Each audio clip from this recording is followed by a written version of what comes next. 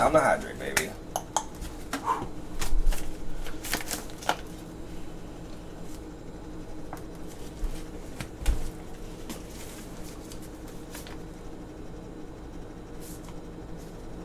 Buy the expansion for $3.99.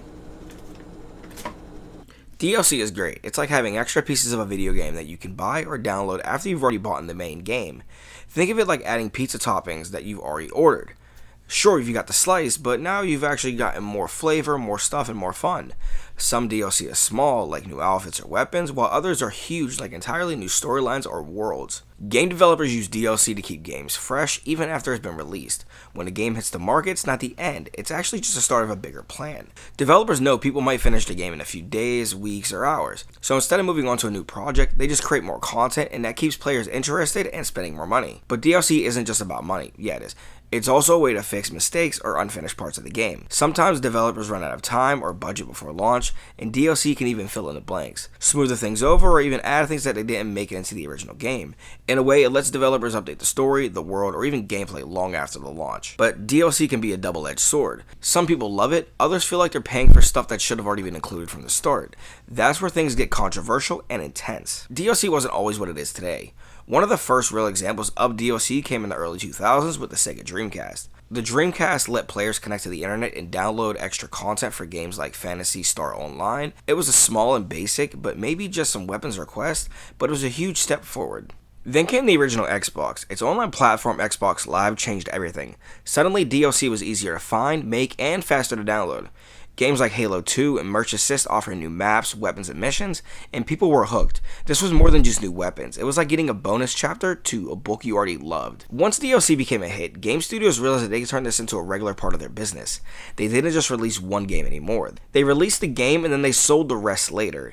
Games like Oblivion, Mass Effect, and Call of Duty all leaned into the idea, offering DLC packs that felt essential. And once the door was open, there was no turning back. DLC has become a major part of the video game world, and it was just getting started. Now look, believe it or not, DLC is actually planned before the main game even comes out. Developers start thinking about what parts of the story, the maps, or the characters can be saved for later. Sometimes this is done to avoid delays, other times it's about keeping the game exciting over a longer period. Game companies use something called a content roadmap. It's a secret plan that outlines when each new DLC will drop. The roadmaps let them space out the content over a few months to keep the game alive. If you've ever seen a season pass or expansion plan, that's just a public version of the roadmap. Some developers even use feedback to adjust their DLC plans. For example, if players say they want more multiplayer maps or to return to a fan favorite boss, the developers might work that into the next DLC. It becomes a back and forth between the game studios and the community. But here's the kicker. Sometimes part of the games are actually finished and held back on purpose to sell them later as DLC. That's where things get shady and where gamers start to feel ripped off. See, making DLC isn't actually simple as clicking a few buttons. It requires a full team of writers, artists, programmers, testers, etc. First, the writers must build a new storyline or concept. Is it a new mission, a holiday-themed event, a new villain? And then once that idea is approved, then the artist starts sketching out what everything will look like. After that, the programmers will bring it to life. They create new levels, code, new abilities, and make sure everything works inside the original game. If it's online, they also have to make sure that the servers can handle the new content without crashing. It's like building a new game inside a game. Then come the testers. These people will play the hell out of this DLC to find every single bug, crook, and cranny. Does the mission freeze at a certain point? Is the new weapon too strong? Is there a glitch when your character falls through the map? Testers try to break the DLC on purpose so that they can fix it before it reaches you. It can take weeks, months, or even years just to make a single DLC pack. It's just like the full game. They have deadlines, and sometimes they lead to rush releases or even more bugs. Now look, not all DLC is made the same. There are two main types, micro DLCs and major expansions. Micro DLC is small stuff like skins, dances, new weapons, etc. These are quick to make and usually cheap, sometimes just a couple of dollars. Games like Fortnite and Apex Legends are packed in with this kind of DLC. Then you have the major expansions. These are huge updates that almost feel like a new game. Think of The Witcher 3 Blood and Wine or Destiny 2 The Taken King. These expansions can take dozens of hours to play and cost $20 to $40 each. Some games even use a seasonal system where every few months they bring in new content. It's like a TV show getting a new season. This system will keep players engaged for months, if if not years, after the game is first launched. Both these types of DLC have their place, but not everyone likes the idea of paying for more if they already bought a game for $70. And now with the price increase, it's a lot more. That's where the argument starts. DLC isn't always loved. In fact, it's one of the most controversial parts of modern gaming. One of the biggest compliments is when companies sell content that feels like it should have been part of the game originally. For example, Street Fighter X Tekken had 12 DLC characters that were already on the game disc, but you had to pay for them because they were behind a paywall. Then there's a problem with Day 1 DLC. Extra content is already ready on launch day, but it's not included in the game itself. Many fans feel like they're being forced to pay twice for one product. That kind of move makes gamers feel cheated. Hell, my first time even realizing DLC was a thing was in SmackDown vs. Raw 2009 with different attires. I didn't know what DLC was until that exact day. Another issue is when games feel unfinished without buying the DLC. Imagine buying a movie ticket but then having to pay more to see the ending. That's how some gamers feel when the main game ends on a cliffhanger and you have to buy the DLC to find out exactly what happens. These problems have sparked major backlash online, and some studios have even had to change their plans after a public outage. DLC can be awesome, but if done wrong, it can destroy trust. Now look, not all DLC is bad. When it's done right, it can definitely make a good and great game. Take Witcher 3 for example. The game was already massive, but its expansion, especially Blood and Wine, added new deep stories, new lands, and even new game mechanics. And then you have GTA 5's online DLC. This was fantastic.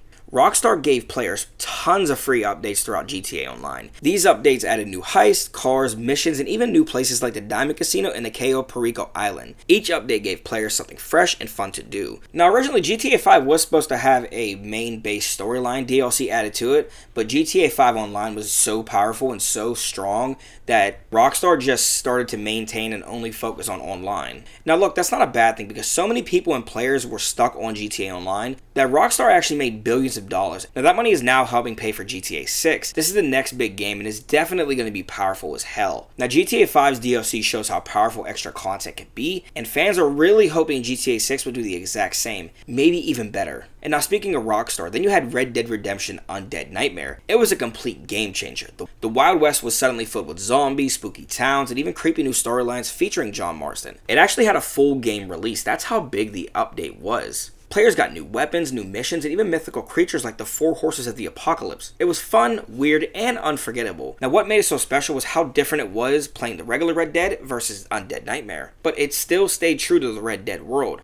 Look, and then there's those DLC packs that are utterly terrible. Then you got Ace Combat, the Assault Horizon with the skin and the music DLC. Players were charged extra for plain skins and even custom music tracks, which were already in the game files or easily moddable. One DLC literally cost money just to unlock existing content. Fans of the series just felt betrayed by a cash grab. Some games even have special content called system exclusive DLCs, which means they can only get that extra content on one particular console, like PS4, PS5, Xbox, or even the Switch. For example, Spider-Man was only playable in PlayStation's version of Marvel Avengers, which made a lot of fans upset, but it also helped PlayStation sell a ton more copies. Call of Duty games usually give Xbox first dibs on DLC and maybe PlayStation down the line. Even smaller games did this like Hyrule Warriors on Nintendo. Even smaller games did this like Hyrule Warriors on Nintendo. It had costumes you couldn't get anywhere else. And then you had Final Fantasy XV, which had DLC and Cup Noodles and Assassin's Creed styles, but only in certain regions or versions. Now these exclusive deals help companies make millions because players would often buy a new console just to get that special content. You see, most of the people that I know actually don't even get DLC unless they truly like the game. And that actually is kind of a problem because they'll like the game and then they buy the DLC and then they don't play it anymore. So sometimes DLC doesn't even bring you back into the game, it just brings you to the game for that very moment. Minecraft has also used DLC pretty well, from texture packs to full story adventures like Minecraft Dungeons. The extra content adds more tools for creativity and more fun. None of it is forced, and the base game still works fine without it. Another great example was Mario Kart 8 Deluxe. Nintendo dropped new racetracks over time, including fan favorite courses from old games. These DLC packs made the game feel fresh over time. When DLC adds value and respect for the player's time and money, it becomes something worth celebrating and not fighting against it. And believe it or not, there is free DLC out there. Some developers give away extra content for free. This is called free DLC, and it's often used to say thank you to the loyal players, or to fix problems in the game. It's also a smart way to keep players to come back without charging them. Games like Among Us add new maps and roles completely free. No Man's Sky turned its reputation around by consistently releasing free updates that added new planets, ships, missions, and all types of other stuff. That kind of support shows that companies care about its community and not just profits. Free DLC can also help build hype. If a company gives away free content, more people are most likely to play the game, tell their friends, or even stream it online. It's basically free marketing. And of course, not every company can afford to do this, but when they can and do it, it builds serious trust. Now, what does DLC mean for the future? DLC has changed how we look at games. Instead of buying a game once and being done, we now expect games to grow and evolve. In the future, DLC might be more important than the launch itself. Some companies already focus more on what comes after the release. We're also seeing new ways DLC is actually delivered. Live service games like Fortnite and Call of Duty are built around regular updates. Every few weeks, something new drops. A map, a gun, a skin. It's consistent, it's fast, and it keeps players locked in. Hell, even AI might play a role in the future of DLC. Developers can use it to build new levels and quests on the fly, responding instantly to what players want. The line between game and DLC could blur completely. The truth is, DLC is here to stay, and it's not just extra content anymore. It's part of the game's identity, and whether you hate it or love it, it's shaping the future of how we play.